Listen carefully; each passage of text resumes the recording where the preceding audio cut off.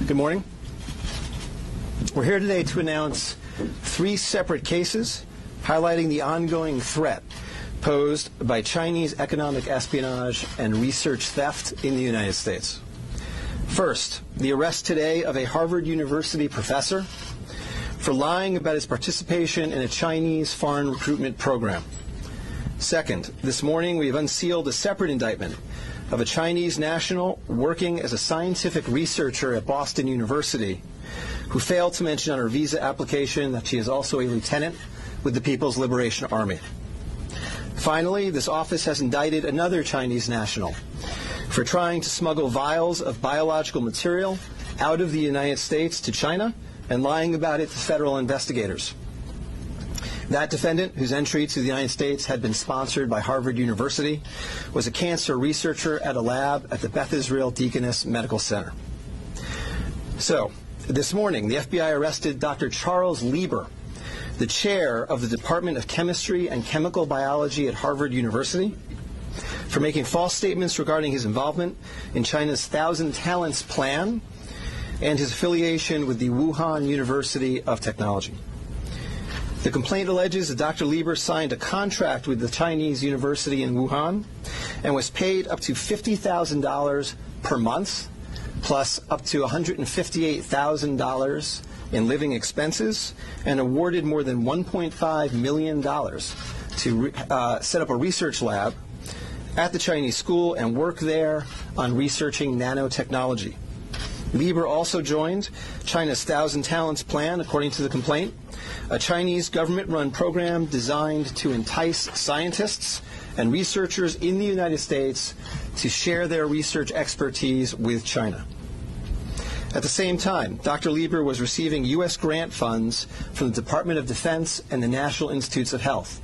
National Institutes of Health spends up to $39 million a year funding medical research in the United States.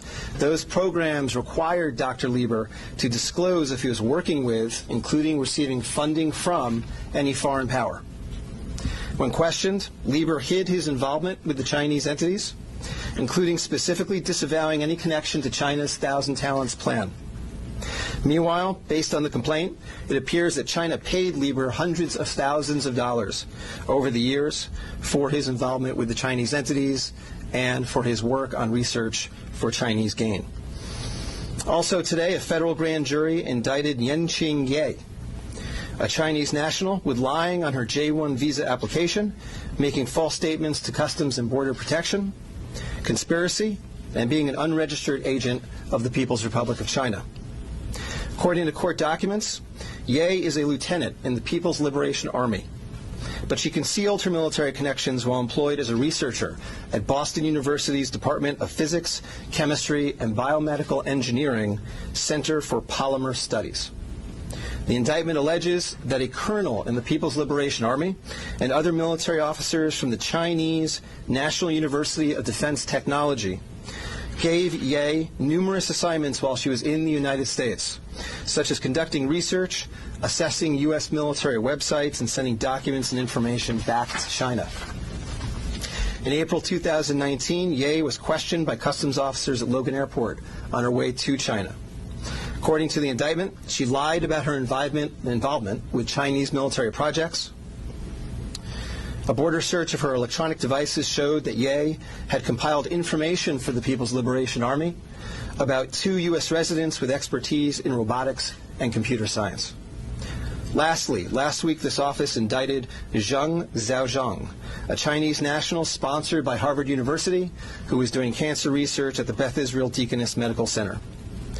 Zheng was charged with attempting to smuggle to Beijing vials of biological material, along with other research materials that he had stolen from the lab at the Beth Israel, where Zheng was working on cancer cell research. Before he boarded his flight, customs officers discovered 21 vials of biological material in a sock in his baggage. When confronted by the officers, Zheng initially lied and said he was not traveling with any biological or research materials. Chemistry, nanotechnology, polymer studies, robotics, computer science, biomedical research. This is not an accident or a coincidence.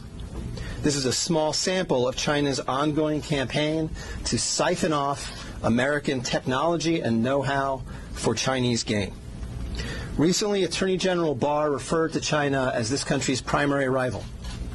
Similarly, FBI Director Chris Wray recently told Congress that right now there is no country that poses a greater counterintelligence threat to the United States than China.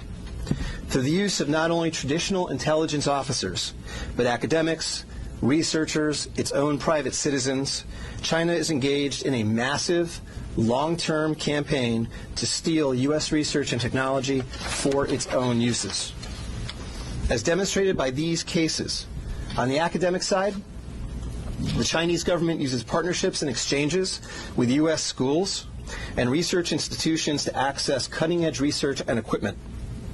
Obviously, most visiting Chinese academics and researchers are here to work in good faith in U.S. institutions, but some of them are not. Some number have been incentivized by the Chinese government, either through the use of money or other means, to gather U.S. research and smuggle it back to China. Because of the sheer scope of this threat, a year ago, the Attorney General created the China Initiative at the U.S. Department of Justice, designed to prioritize and aggressively prosecute Chinese economic espionage and theft of intellectual property. The cases we are announcing today are part of that effort. Boston is an especially attractive target for this kind of exploitation, and universities and research institutions and tech companies in this area must become sensitized to this threat. Our community benefits greatly from the diversity and talent of international visitors and our partnerships with foreign institutions, especially research institutions. But Chinese economic espionage and theft is a real and daily occurrence that we must begin to confront. As the world struggles to contain the new virus, a new speculation from the Chinese scientists who believe it may have originated at a research facility not far from the Wuhan fish market. While they say more research needs to be done to find solid proof, such labs are known to contain disease-ridden animals, including hundreds of bats. Our Kim Hyo-sun with the details. Amid the continued spread of the COVID-19 virus, there's rising speculation the virus could have originated from a government laboratory in Wuhan, rather than the widely held belief that it emerged from the city's Huanan seafood markets. Citing a report published by Chinese scientists, a Chinese-language newspaper published in Hong Kong, Mingpao, and the British daily The Mirror explained Sunday that the Wuhan Center for Disease Control, or WHCDC, could have spawned the contagion in Hubei province. According to the report penned by Bo Tao Xiao and Lei Xiao of the South China University of Technology, the research lab, which is only 280 meters away from the Huanan seafood market, kept disease-ridden animals, including more than 600 bats. It stated that while it's plausible the virus was leaked from the lab and contaminated initial patients in this epidemic, more solid evidence is required through future study. The report also raised a possibility that the Wuhan Institute of Virology could have leaked the virus while it was carrying out tests involving Chinese horseshoe bats. Against such a backdrop, an article published by the Washington Times late last month is garnering attention as it raised a possibility that the disastrous outbreak could be the accidental result of biological weapons research. This comes as a renowned law professor at Tsinghua University in Beijing, Xu Jianren, is known to be missing after publicly condemning Chinese President Xi Jinping for failing to contain the spread of the virus at an early stage. He even added the condemnation could be the last message of his life. Kim Hyo-sun, Arirang News.